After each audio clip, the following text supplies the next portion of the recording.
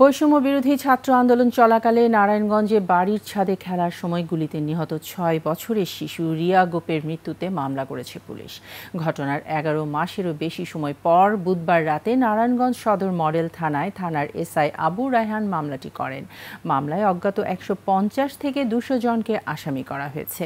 মামলার এজাহারে বলা হয়, কোটা সংস্কার আন্দোলনকে কেন্দ্র করে গত বছরের ১৯শে জুলাই নারায়ণগঞ্জের মণ্ডলপাড়া থেকে ২ নম্বর গেট এলাকায় মিছিল বের করে সাধারণ ছাত্রছাত্রীরা বিকাল ৪টার দিকে আওয়ামী লীগ ও তার অঙ্গ সংগঠনের আনুমানিক ১৫০ থেকে ২০০ জন অজ্ঞাত দুষ্কৃতিকারী বিভিন্ন আগ্নেয়াস্ত্রে সজ্জিত হয়ে মিছিলকারীদের উপর গুলি ও বোমা নিক্ষেপ করে।